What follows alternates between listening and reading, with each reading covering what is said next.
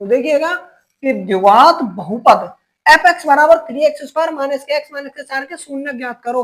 कहने का मतलब है इसके गुणनखंड करने, क्या करना है, इसके गुणनखंड करने, ठीक है, या फिर इसका हल निकालना है, या फिर इसका मान निकालना है, ठीक है, कुछ भी बोल सकता है वो आपसे। तो आप कैसे करोगे, पहले इसको उतार देंगे, हल लिखेंगे और इसको उतारेंगे, ठीक है।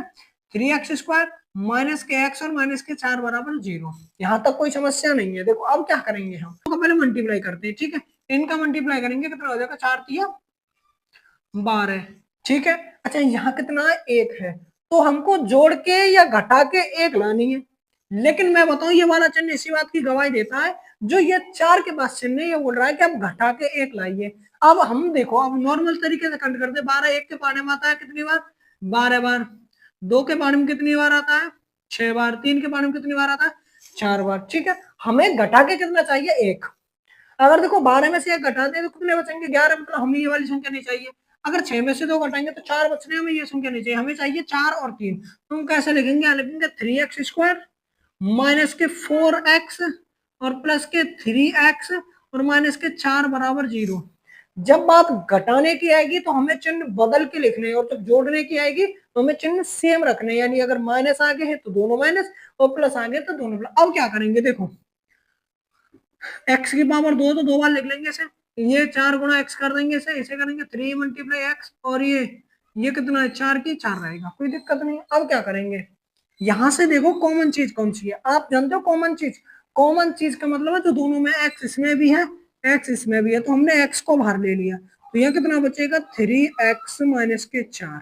अब यहाँ देखो, यहाँ कोई मैच नहीं हो रहा है तो कुछ नहीं, हम 1 मान लेंगे, ठीक है, सबका मान एक एक तो सब जगह उपस्थित रहता, तो हमने 1 माना, तो इधर का 3x माइनस के 4 बराबर 0, ठीक है दोस्त। अब क्या करेंगे, अब इन दोनों में से एक को बाहर ले लेंगे, 3x माइनस 4, और ये दोनों एक में बंद कर दिए, x प्लस के 1, ठीक।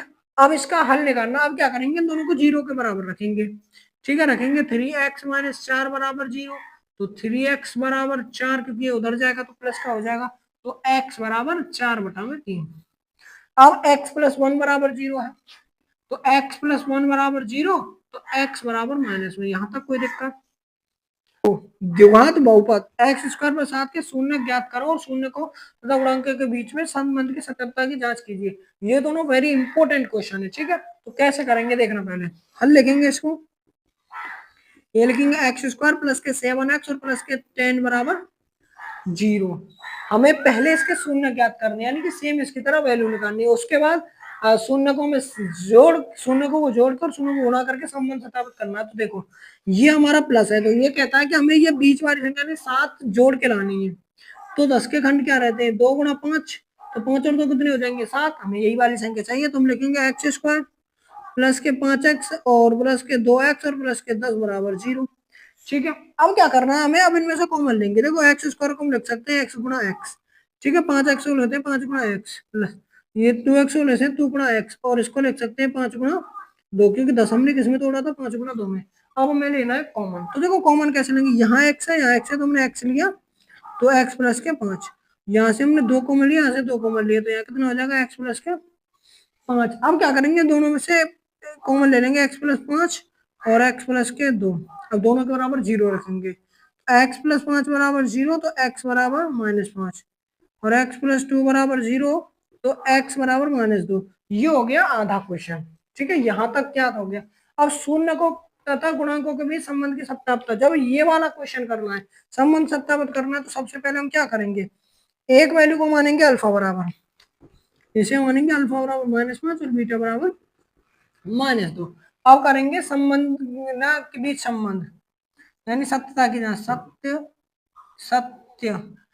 सत्यता की जांच, सत्यता की जांच। और सत्यता की जांच के लिए क्या करना, सबसे पहले हम इसको उतारेंगे, x² प्लस के 7x और प्लस के 10 बराबर 0। अब क्या करना है, अब इसका कंपैरिजन करेंगे द्विघात समीकरण के मूल फॉर्मूले से, यानी स्टैंडर्ड फॉर्म से। तो a बराबर 1 और b बराबर 7 और c बराबर 10, कोई दिक्कत नहीं।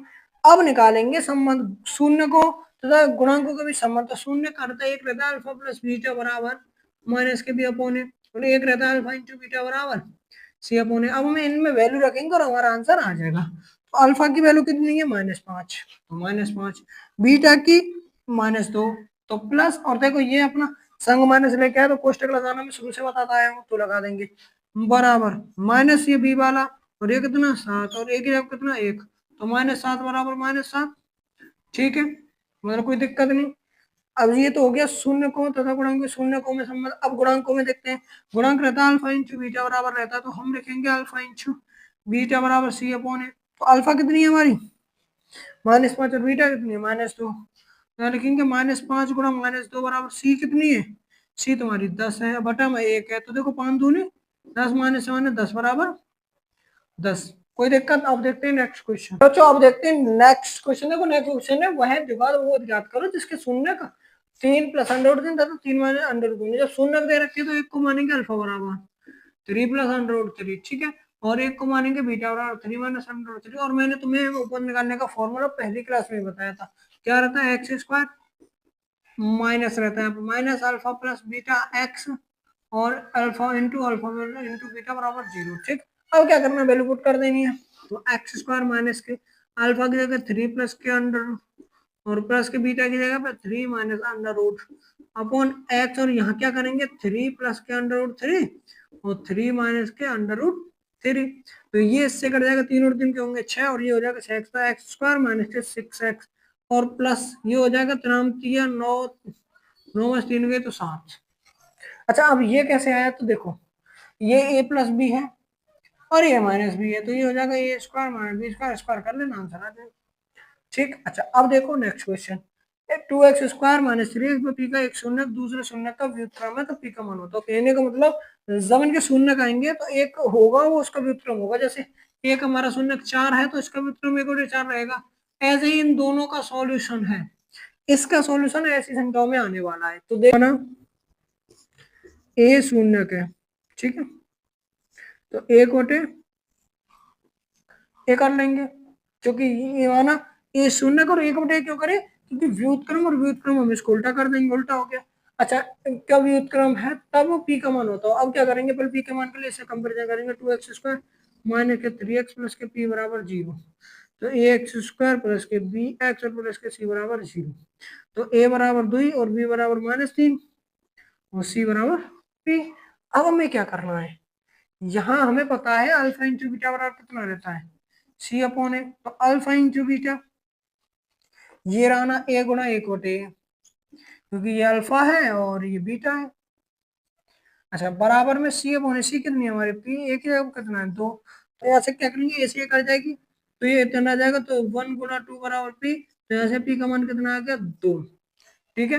अब देखते हैं क्या है कि देखो एक द्विघात समीकरण इतने के शून्य दे रखे हैं और ये हमें ज्ञात करनी है, तो इसे हल करेंगे ऐसा करके B beta plus alpha upon alpha into beta, यानी कि इसमें से हम अल्फा प्लस बीटा और अल्फा इंटू बीटा निकालने, तो उसके लिए क्या करेंगे a x square plus k b x और प्लस के सी बराबर 0, तो ए बराबर 1 बी बराबर माइनस पी और सी बराबर क्यू, ठीक है। तो हम पहले अल्फा प्लस बीटा निकालेंगे, ये रहता है माइनस के बी अपॉन ए, तो बी कौन सी हमारी माइनस पी, और ये माइनस पी, और एक कितनी है एक, तो ये कट जाएगा कितना आ जाएगा पी, और अल्फा इंटू बीटा बराबर क्यू अपॉन ए बराबर क्यू, ठीक है। अब हमसे पूछा क्या है ये वाली पूछी है, तो हम यहाँ वैल्यू रखेंगे अल्फा प्लस बीटा की वैल्यू पी और अल्फा इंटू बीटा की value Q, A an answer. अगर ऐसा क्वेश्चन आता है तो आप आराम से हल कर देना। Thank you.